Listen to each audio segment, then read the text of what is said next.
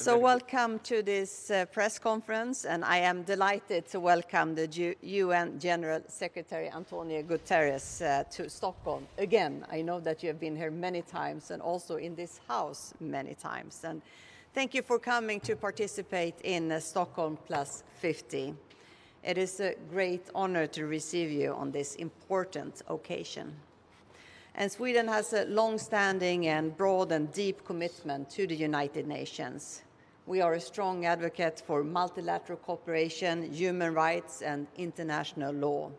And we're also a large donor of development assistance. All of this will continue because global challenges, they require cooperation with the United Nations as a cornerstone. And the challenges we have are many and urgent. The climate crisis, the COVID-19 pandemic, threats to democracy and human rights, and Russia's aggression against Ukraine and its devastating effects. So the UN is more relevant than ever as we respond to these global emergencies and challenges. And today we have discussed Russia's brutal aggression against Ukraine and the security situation in Europe. We also discussed the devastating humanitarian situation in Ukraine, and the UN plays an important role in peace and security and in supporting humanitarian efforts. And Sweden will continue to pressure on Russia and to be a strong supporter of Ukraine. Russia's invasion is an unjustified and clear violation of international law, and we are witnessing shocking brutality and attacks against civilians and civilian infrastructure. And Russia must be held accountable for its action. And I'm grateful for the Secretary General's clear stance on this. We have also discussed climate change and the need to speed up green transition, and Sweden is at the forefront here. What we see in Sweden right now is a green industrial revolution, which in turn is creating thousands of new jobs through investments in battery factories, green mining, and fossil-free steel production. And I think we need to be better at showcasing that emissions reductions can go hand in hand with economic growth, jobs, and prosperity for our citizens. Tomorrow, the world is gathering here in Stockholm. It is a historic moment. 50 years ago, Sweden's then Prime Minister Olof Palme made climate and environmental issues world policy. And the 1972 UN Stockholm Conference led to the birth of a global responsibility for climate, for the environment, and sustainability. And it was also the birth of the UN Environment Programme and global agendas such as the Paris Agreement. And by the end of this week, we hope to make history again. The time for action is now. And governments, the private sector, civilian society, and the youth movement have all gathered here in Stockholm to find ways to speed up the green transition. And we are all important actors in this endeavor. And Sweden is hosting the Stockholm Plus 50 in cooperation with Kenya and the United Nations. And its outcome will be an important part of the continued global efforts to reduce emissions, halt biodiversity loss, and stop ocean pollution. Thank you. Prime Minister Andersson, thank you so very much for your warm welcome. Ladies and gentlemen of the press, good afternoon. I want to thank the government and the people of Sweden for your steadfast support of the United Nations and multilateralism through the years. Sweden stands out as a trailblazer for gender equality, a champion of climate action and sustainable development, a staunch defender of human rights and international law, a pioneer in the mediation and prevention of conflicts, and a critical and much-needed partner in humanitarian action and development assistance. I am here for the Stockholm Plus 50 conference, a crucial opportunity to bolster our response to the triple planetary emergency of climate disruption, pollution, and biodiversity. As the late great Swedish Prime Minister Olof Palme said at the time, and I quote, "In the field of human environment, there is no individual future, neither for human beings nor for nations. Our future is common. We must share it together.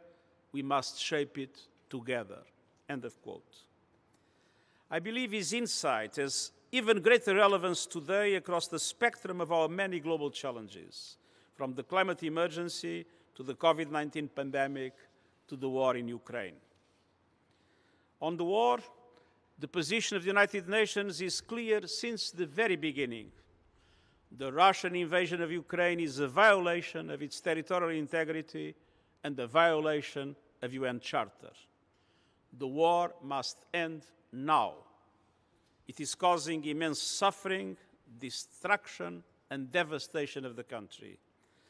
But it also inflames a three-dimensional global crisis in food, energy, and finance that is pummeling the most vulnerable people, countries, and economies. I saw this for myself during my recent visit to the Sahel, where countries were already confronting an escalating climate crisis, drowning in debt, and struggling with economic insecurity heightened by the pandemic. Now, they also face ballooning energy costs and growing hunger. A perfect storm is threatening to devastate the economies of many developing countries. They need support. Unfortunately, there are recent indications that some countries are considering deep cuts to official development assistance, a reversal of prior commitments. This is alarming, and I urge countries to reconsider, given the dire consequences these cuts will have on the lives of the most vulnerable. And I was very glad to hear the Prime Minister say that your commitment to official development assistance will be maintained. Ladies and gentlemen of the press, specifically with respect to the food crisis, we need quick and decisive action to ensure a steady flow of food and energy in open markets by lifting export restrictions, allocating surpluses and reserves to vulnerable populations, and addressing food price increases to calm market volatility. But let me be frank. There is no effective solution to the food crisis without reintegrating Ukraine's food production, as well as the food and fertilizer produced by Russia, into world markets despite the war. I continue to exert every possible effort and use my good offices to promote a dialogue towards this end. We have two UN teams, led by Martin Griffiths and Rebecca Greenspan, to help find a package deal involving the safe and secure export of Ukrainian-produced food through the Black Sea, with unimpeded access of Russian food and fertilizers to global markets, especially developing countries. As we speak, the two groups are visiting relevant capitals to facilitate in the search of commonly agreed solutions. At the same time, the United Nations remains intensely focused on practical steps to save lives and reduce human suffering within Ukraine, from effective humanitarian corridors to cessations of hostilities, and regionally through our refugee response. The Prime Minister and I discussed recent developments on the ground, the implications for European security, and possible pathways towards this escalation and a negotiated settlement in line with international law and the UN Charter. I expressed my gratitude for Sweden's remarkable solidarity in welcoming Ukrainian refugees and for providing vital support to our humanitarian operations. We also discussed other challenges, and first and foremost, the climate crisis. Sweden has shown how ambitious environmental action and climate targets can support job creation, generate green growth, and strengthen the health and well-being of society. I welcome Sweden's commitment to achieve net zero emissions by 2045 at the latest and negative emissions shortly thereafter. And I count on the European Union to match this ambition and review its renewable energy and energy-efficient targets this year. But even the most ambitious actions to slash emissions this decade will not erase the fact that the situation is already bad and in many cases and places irreversibly so. That is why adaptation and mitigation must be pursued with equal urgency, and developing countries must receive the necessary support at speed and at scale. We need massive increases in investments to accelerate the transition to renewable energy economies, and we need to ensure more finance flows to developing countries in support of these efforts. This means we need financial actors, especially multilateral development banks, to align their actions with the Paris Agreement and to take more risk to unlock investments in developing countries. I count on all developed nations, including Sweden, to reassure developing countries with a clear and credible roadmap on how they will double finance for adaptation as agreed in Glasgow last year. But most importantly, we must uphold the Paris Agreement, keep the 1.5-degree goal alive, and rescue the Sustainable Development Goals. This will require greater solidarity, deeper cooperation, higher ambitions, more urgency, and stronger leadership, not tomorrow, but today. And we count on Sweden for that purpose. This is my message to all other member states at the outset of the Stockholm Plus 50 conference, and I thank you. Tack.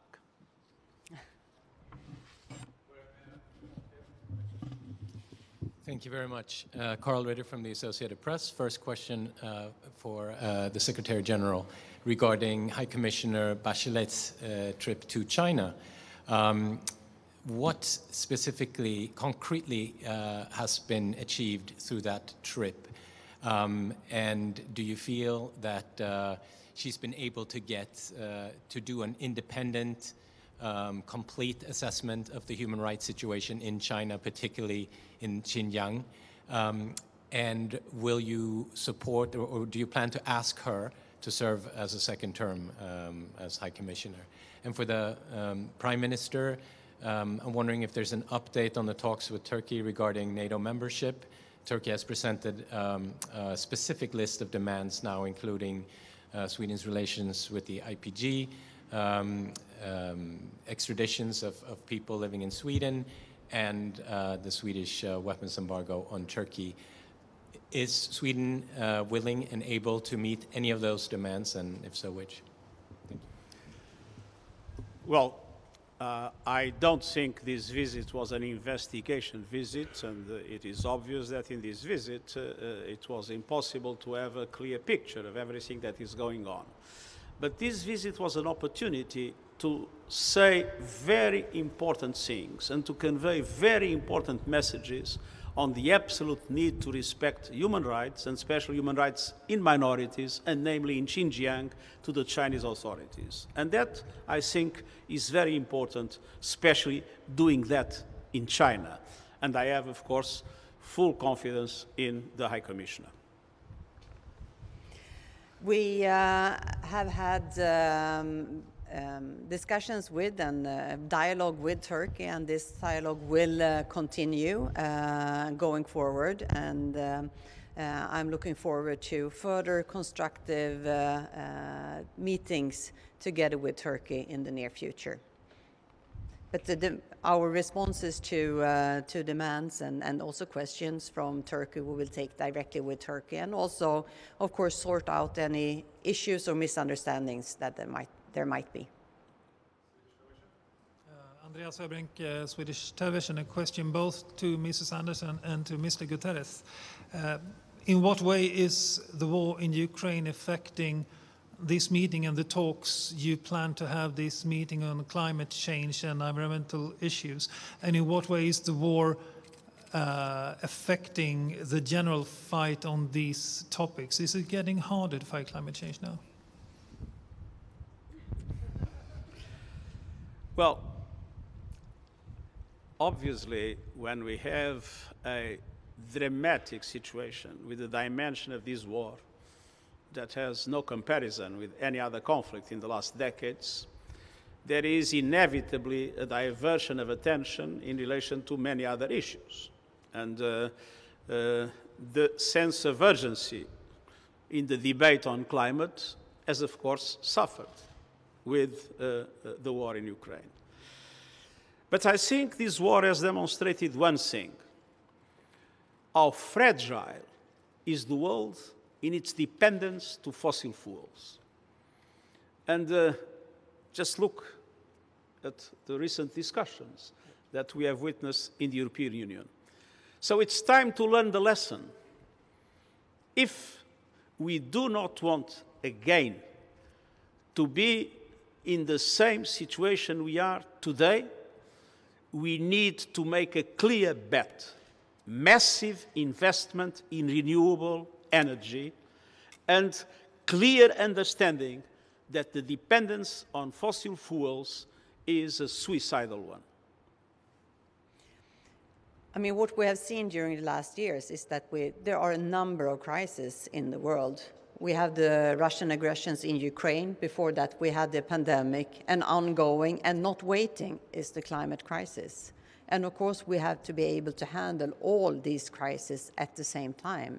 And I think also we should learn the lessons, take away the lessons we've learned, for instance, during the pandemic, when the world came together to develop a vaccine and also helped each other to produce a vaccine, are helping each other to distribute the vaccine. More could be done in that area. But when we come together, work together, we can achieve fantastic things together. That's the lesson we should bring with us now when we are discussing climate change and the climate crisis. We have to work closer together, but we can achieve fantastic things. And here, of course, the experience we have in Sweden right now, seeing how climate change actually, or climate transition actually create new jobs. That's something gives hope for the future that we want to show the world. Thank you. Niklas Svan from TT News Agency in Sweden. I would like to ask the Secretary General, the UN played an important role in the negotiations of people of Azovstal in the steelwork to get them out. Will the UN also play a role in getting them out of Russia? And secondly, getting people who fled from Azovstal out of Russia, will the UN play a role in those negotiations? And secondly, if I may, you talked about the food situation. Russia's President Vladimir Putin, he told French President Macron that Russia is ready to help to find options to get export of grain from the Black Sea out. What is the UN doing, and are you happy with the results that has been made? First, in relation to the first question, the UN was directly involved, and to a certain extent, I believe I was in the origin of that operation, in the evacuation of civilians from Azovstal. The UN was not directly involved because it's not our area of competence in the evacuation of military from Azovstal. What we have been insisting is on the need to pursue as quickly as possible the exchange of prisoners in order for that problem to be solved in a definitive way. The second question. I have been talking very little about what we are doing. And my experience is that when we talk too much and do too little, you make things difficult to happen. So for the moment, we have not yet results.